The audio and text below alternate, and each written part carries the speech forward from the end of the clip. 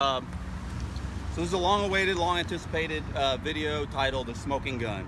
I'm hoping that this video goes out to far more people than my previous videos have gone to. So I'm going to give you a brief background. I was a sergeant with Travis County Sheriff's Office. I had worked here for 25 years. I had an impeccable record. In 2015, I was nominated, or I was voted as a Supervisor of the Year by deputies and members of our association. So I was well respected. I was on the dive team for 16 years, recovered by 50 to 100 drowning victims, including my own deputy. Deputy Jessica Hollis, she was assigned to me on a patrol shift. She was also my dive team teammate. On November 18th, 2014, her vehicle was swept away by floodwaters and she drowned. My patrol shift, we searched for her for 9 hours in just horrendous conditions. 36 hours later, I was part of the dive team that recovered her. And fast forward about a year, they questioned some things that I was doing to honor my deputy. They started by they I mean the administration, Major Billy Poole at the time, Craig Smith, Mirth Mendoza. They started some investigations, and the sheriff, Greg Hamilton at the time, allowed this to continue. Put me and a bunch of other people through hell, really, for an issue that should have been dealt with very quickly. But anyway, I was demoted for those to deputy, which is a demotion that's never happened in the history of the Travis County Sheriff's Office, going from sergeant to deputy. And it was for things that occurred while I was under this mental health diagnosis, which are things that fall well short of PTSD. I was sent for a couple fit for duty evaluations with Dr. Brandy Miller. She was extremely professional. I agreed with her reports, the assessments, and I had no issues with them. It was actually very telling and a good allergen to my personality. After being demoted, I was set up for failure by Sergeant Gerald Kim, who, at least if nothing else, he allowed me to be set up for failure. He was extremely unprofessional. He was laughing at me on my first hour patrol. I reacted. I didn't overreact, in my opinion. I reacted. I gave them an inch and they took a mile, and they sent me for a third fit for duty. Now, on this third fit for duty, I had requested to go back to Dr. Miller. I requested it to Sheriff Hamilton, I requested it to Human Resources, and I requested it to the staff psychologist, Dr. Priscilla Quolick. And the sheriff, when I asked him, he said, yeah, I don't care who you go to. But when I got the email to go, I was told to go see Dr. Jerry Grammer, who turns out is Dr. Quolick's former boss. He was subletting an office from her, which is a conflict of interest. I don't want to get into all the fit for duty legalities, but they didn't even have the legal means or requirements to send me for a fit for duty. But I went. I met with him. It was very relaxed. The report came back, said we did a lengthy clinical interview. Well, it was less than 18 minutes, the clinical interview. He gave me every indication to believe that he was going to find me fit for duty. And a few weeks later, I had to complete a bunch of bubble sheets, tests. He had me do it. He was going to have me do it in the hallway, and I'm doing it in the car. He sent me home with one.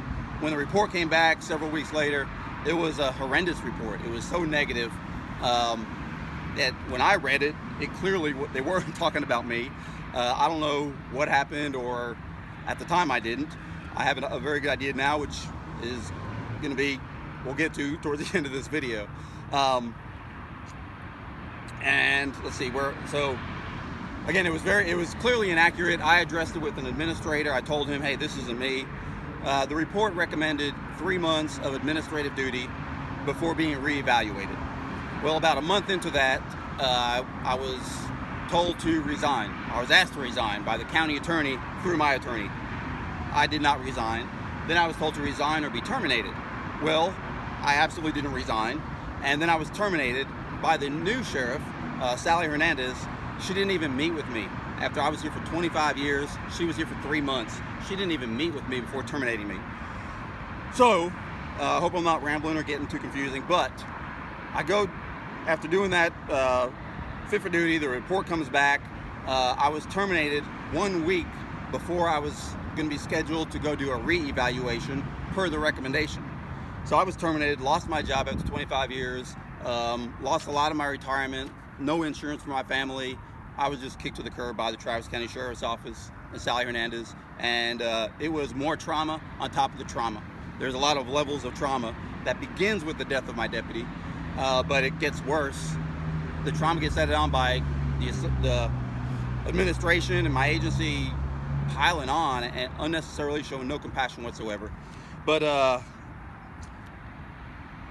so after being terminated, I scheduled a reevaluation with Dr. Grammer, and I had to drive to Dallas. I met with him. This was a lengthy interview. I met with him for about 2 hours, and the report came back fit for duty. So in essence, had they waited a week, he would have found me fit for duty. But during that, now remember, Dr. Quolick assured me that Dr. Grammer was qualified and professional. During this fit for duty, he told me he was anything but professional. In fact, he told me that Dr. Quolick, the staff psychologist of the Travis County Sheriff's Office, was overwhelmed with kids. She took an easy job where she didn't have to schedule appointments and have to keep up. She gets paid $96,000 a year by the Travis County Sheriff's Office. She's the only mental health professional for 1,600 employees. But I met with her a couple times. She's an adequate therapist, but that's another story. Dr. Grammer also told me that he said he went to her wedding and he said her parents are estranged too. This is not professional. He should not be saying anything like this. He told me that after Dr. Quolick's mother passed away, that she probably suffers from depression. This is one doctor telling me, a patient if you will, that another doctor probably has depression.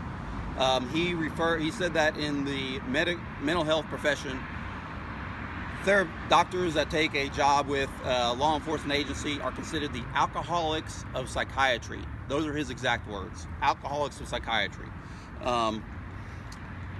So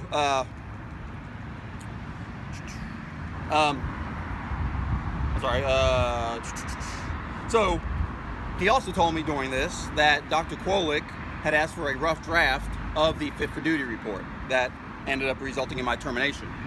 He told me that the report was influenced. He told me that he had never submitted a negative report. In fact, his exact words were that Dr. Quolick had said the inner sanctum had discussed my situation, and he said, I'm sure if my report had come in positive, she would have said, do it again. So basically, in essence, what he is saying, that he was told to find me fit for duty or not fit for duty, and they would not have accepted anything else. He said, I've never given a negative report to anybody. This is the first one in my entire life. It was less negative than they wanted. Those are Dr. Grammer's words, this qualified professional who is, again, an adolescent and family therapist. Later on in the interview, and I'm about to play the audio, he mumbled, so hopefully you'll be able to hear it. He says that his report was changed. He says he does not believe that they were, in his words, he believes that his report that he submitted was changed. Again, they asked for a rough draft. I don't even know if he ever wrote a report, honestly. And this is a quote. He states, well, then why did you sign it? He said, if asked, why did I sign it? Because I was getting paid to. And this is that resulted in the report that Sheriff Sally Hernandez based my termination off of without even meeting with me. Let me see if I can play this audio. Not sure about this. It seems like the pressure will be thin. Again, he mumbles. I think some changes, but I don't know if it's true, but that there's some influence there on the report. From Dr. Miller's reports? He just said it was influence. Oh, from yours? I think she has some rough draft or something, so I'll have to go back and look at my notes if she got off the good in there. There's some of the wording was not mine. The wording is not mine. That'd be really helpful. They're going to say, well, then why'd you sign it? And I say, well, because I'm getting paid for it. Do you have a copy of the report that was given to the sheriff's office? Well then, why did you sign it? I mean, this is the actual Because I was paid to. And that is what I have experienced with the Travis County Sheriff's Office. They have put me through hell over how I grieved my deputy, and I believe they dug themselves a hole.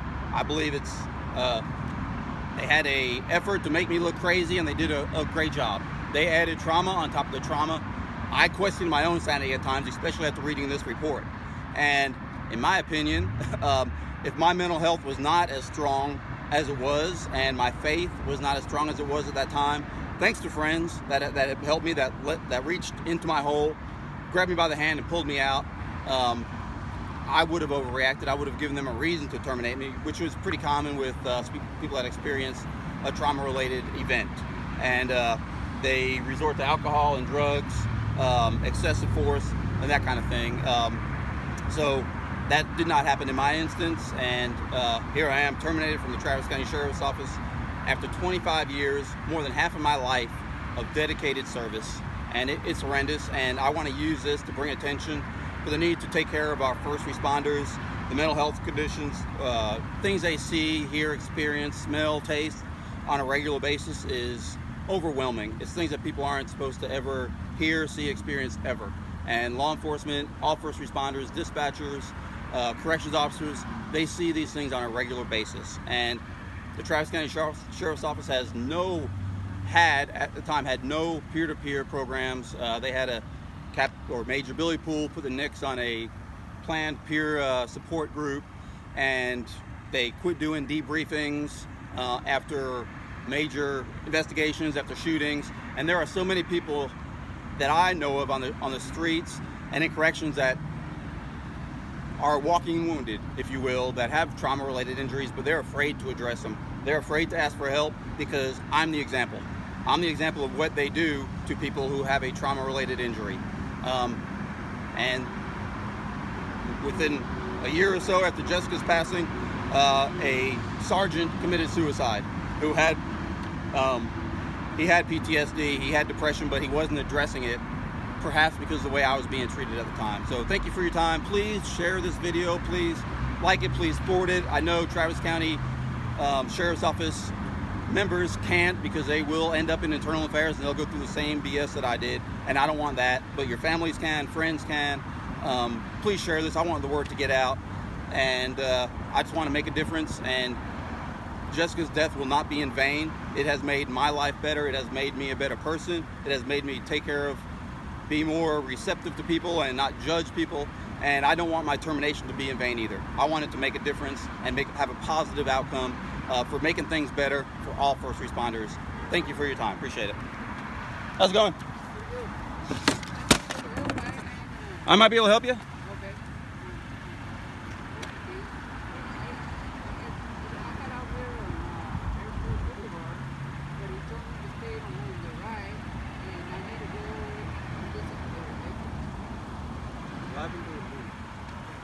Let me get my phone and punch it in the GPS.